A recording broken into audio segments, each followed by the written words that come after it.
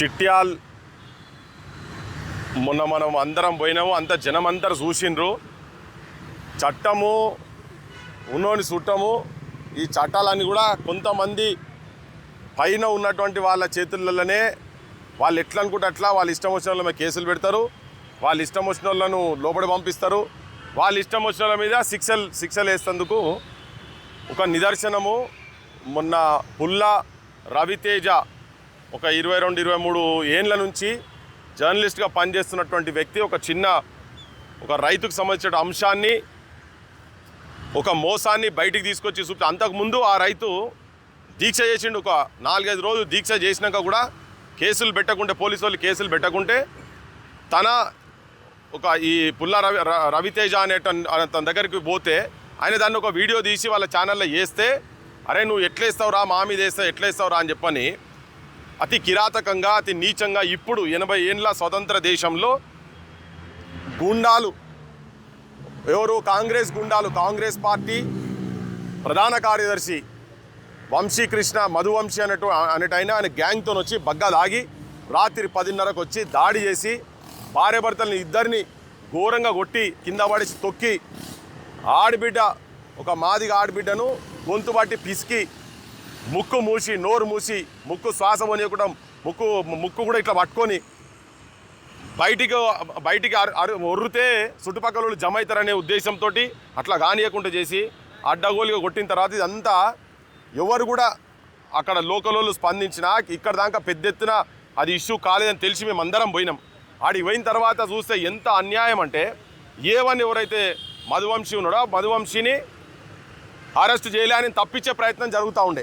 మేము పోయిన తర్వాత అక్కడ సమాజానికి, పోలీస్ డిపార్ట్మెంట్కు, ప్రభుత్వానికి అందరికీ చెప్పింది ఏంటంటే, ఉన్నటువంటి మధువంశీ వెలమాయన్నే, అక్కడున్న డిఎస్పి సంపత్రావు వెలమాయన్నే,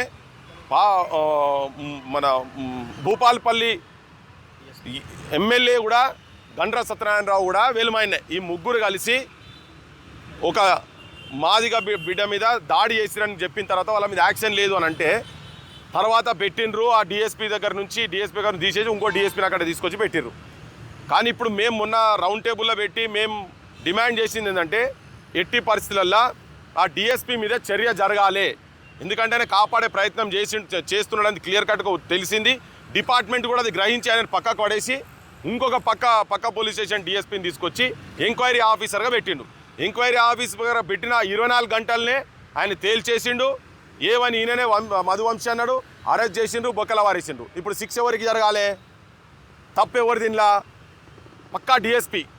ఈ డిఎస్పీ సంపత్రావు మీద శిక్ష పడేది పోయి ఒక సిఐని బలి చేసిరాడ.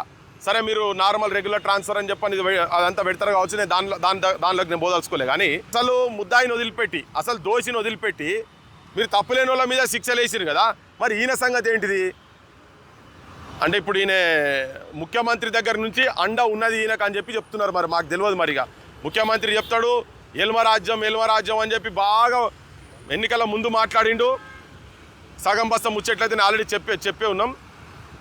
ఎవరి మీద వేటు పడాలి, ప్రజలు కూడా గమనించాల్సిన అవసరం ఉన్నది. ఏంటంటే, సంపత్రావు డిఎస్పీ మీద ఆయనను ట్రాన్స్ఫర్ చేస్తారా, ఆయన మీద ఎంక్వైరీ చేయాలని చెప్పానంటే ఉన్న సీఐని తీసి పక్కకు పడేసారు. మేము అంటున్నది ఏంటంటే, ఉన్నోళ్ళ చేతులల్లో అధికారం ఉన్నది. ఇప్పుడు వీళ్ళు ఆపోజిషన్లో ఉన్నా ఇంకా వాళ్ళదే నడుస్తున్నది. గండ్ర సత్యనారాయణరావు ముఖ్యమంత్రి రేవంత్ రెడ్డి అండతోటి ఆయన రాజ్యం నడుపుతున్నాడు. అక్కడ ఆయన సంపత్రావును సస్పెండ్ పక్కకు పడేసేయి, ట్రాన్స్ఫర్ కూడా చేయనీయకుండా కాపాడుతున్నాడు. ఇది మేము దీన్ని అంత ఈజీగా వదిలిపెట్టే పరిస్థితి లేదు. మేము దీని విషయంలో 7 దాకా అంటే 8 దాకా పోతాం అవసరం అయితే. ఇది జరిగిన నెక్స్ట్ డేనే మేము ప్రెస్ రౌండ్ టేబుల్ పెట్టిన నెక్స్ట్ డేనే సిఐ ట్రాన్స్ఫర్ అవుతాడు, వేరే డిపార్ట్మెంట్ పోతాడు, లూప్ లైన్లో పడేస్తాడు, ఇంటెలిజెన్స్లో పడేసారట ఆయన. కానీ సంపత్రావు మాత్రం ఆడనే ఉన్నారు. ఇక ఇంకోటి, ఇక్కడ ముత్తు యాదవ్ ముచ్చట, ఆయన ఏదో అశ్రద్ధ చేసిందని చెప్పి సస్పెండ్ చేసింది కదా. ముఖ్యమంత్రి గారు పోక్సో కేసు కింద పేరెంట్స్ పోయి పోలీస్ స్టేషన్లో పోయి కంప్లైంట్ ఇస్తే, ఎవరి మీద? కేంద్ర మంత్రి బండి సంజయ్ కొడుకు మీద కంప్లైంట్ చేస్తే, నువ్వు ఒక 10 రోజులు ఆయనను ఎట్లా కాపాడినవో ముఖ్యమంత్రి నీకెరికే, పోలీసు వాళ్ళకెరికే, సమాజానికి కూడా మొత్తం తెలిసిపోయింది, తెల్లమైంది. మళ్ళీ మా బోటోళ్ళం అందరం దాని మీద ఎగబడితే అప్పుడు నువ్వు ఆ పిల్లగాన్ని తీసుకొచ్చి అరెస్ట్ చేసిర్రు, లోపల పోయిండు. కానీ ఇక్కడ మేము మళ్ళీ చెప్తున్నాం, అంటే మరి ఈయనను కాపాడింది ఎవరు? ఒకవేళ ఇక్కడ ఈ కొండా సురేఖకు సంబంధించిన రక్షించే ప్రయత్నం చేసినని చెప్పని ముత్తు యాదవ్ మీద శిక్ష పడ్డది కదా, మరి నువ్వు 10-15 రోజుల దాకా నీ ఎంబడి స్టేజ్ మీద బండి సంజయ్ కూర్చుంటాడు, ఆయన ప్రధానమంత్రి పక్క కూడా కూర్చొని ఉంటాడు. మరి ఇప్పుడు నువ్వు కాపాడినట్టే కదా, మరి శిక్ష ఎవరికి ఇవ్వాలి ఇక్కడ? అది ఒక అంశం. అయితే ఇంకొక అంశం కూడా ఏంటంటే పోక్సో చట్టం కింద, ఇది నేను గతంలో కూడా చెప్పినా మళ్ళీ చెప్తున్నా, సెక్షన్ 19 ప్రకారం ఎవరికైనా అంటే పోక్సో చట్టం కింద ఎవరి మీద కేసు ఉంటుందో వాళ్ళ సమాచారం తెలిసి దాచిపెట్టినా, ఆయనకు షెల్టర్ ఇచ్చినా, నువ్వు ప్రభుత్వానికి చెప్పకుండా ఉంటే తన కూడా దోషిగా అతని మీద కూడా కేసు పెట్టాలి. సెక్షన్ 19 కింద 6 నెలలకు తగ్గకుండా శిక్ష పడేటువంటి చట్టము పోక్సో చట్టం కింద ఉంది. ఈయనే బండి సంజయ్ అంటే ఆయనే ఆ పిల్లగాన్ని సరెండర్ చేసేటప్పుడు ఆయనే బండి సంజయ్ కేంద్ర మంత్రి స్టేట్మెంట్ ఏమిస్తారంటే, నేను మా వాళ్ళు అడ్వకేట్లు అన్నారు బెయిల్ వస్తుందంటే ఇన్ని రోజులు ఆపినాము, ఇక బెయిల్ రాదని తెలిసిన తర్వాత సరెండర్ చేస్తున్నా అని చెప్పిన. అంటే ఆయనకు సమాచారం మొత్తం తెలుసు, ఆయన దగ్గరనే ఉన్న. నేను డాక్టర్ పేరు కూడా చెప్పిన, ఢిల్లీలో ఎవరి దగ్గర పెట్టిండ్రు, ఎప్పుడు రెగ్యులర్గా బండి సంజయ్తో ఎవరెవరు కాంటాక్ట్లో ఉన్నారని చెప్పినాం. మరి ఇప్పుడు బండి సంజయ్ని ఇప్పటిదాకా బొక్కల పడేలే, బండి సంజయ్ మీద శిక్ష జరగదు. అంటే బండి సంజయ్ రేవంత్ రెడ్డి ఇద్దరు ఒకటే, ఇక్కడ బీజేపీ కాంగ్రెస్ పార్టీ ఇద్దరు ఒకటే అని జనం అనుకుంటున్నారు. మరి ఆయన మీదనేమో శిక్ష ఉండదు, బండి సంజయ్ మీద శిక్ష ఉండదు. ఇప్పటిదాకా బండి సంజయ్ బయటనే తిరుగుతుంటాడు.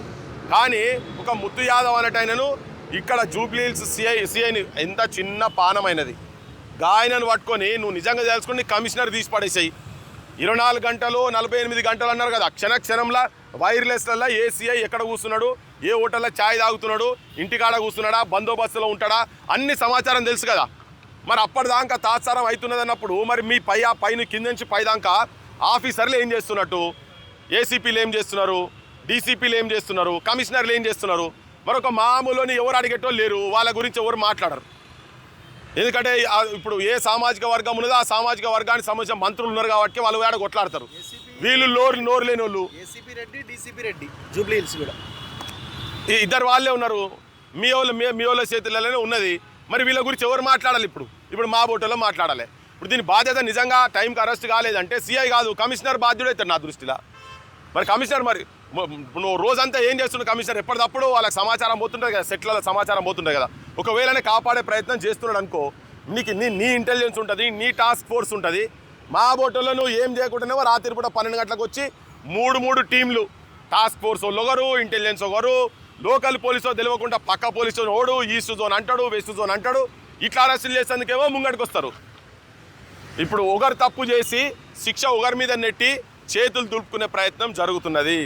ఈ 2 ఇష్యూస్లల్లా ఇక్కడ ముత్తు యాదవ్ను మీద వేటేసుడు అనేది, సస్పెండ్ చేసుడు అనేది సమాజం మొత్తం గ్రహించాలి. చూడండి చట్టాలు ఎట్లా అవుతున్నాయి. ప్రజాపాలనలో, ప్రజాప్రభుత్వంలో పేదోళ్ళు నిన్న మొన్ననే చదువుకొని ఏదో కొన్ని పొజిషన్లోకి వచ్చేటువంటి వాళ్ళు ఇంకా ఎట్లా బలవుతున్నారో, ఈ అధికార అహంకారంతో అధికార దుర్వినియోగం ఎట్లా చేస్తున్నారు. హోంమంత్రి, ముఖ్యమంత్రి 2 రేవంత్ రెడ్డి కాబట్టి రేవంత్ రెడ్డిని నువ్వు వెంటనే ఆయన సస్పెన్షన్ రివోక్ చేసి మరి ఇంకెవరి మీద పై ఆఫీసర్ల మీద ఎవరి మీద వేటేస్తావో వేయాలి, శిక్ష ఎవరికి వేస్తావో.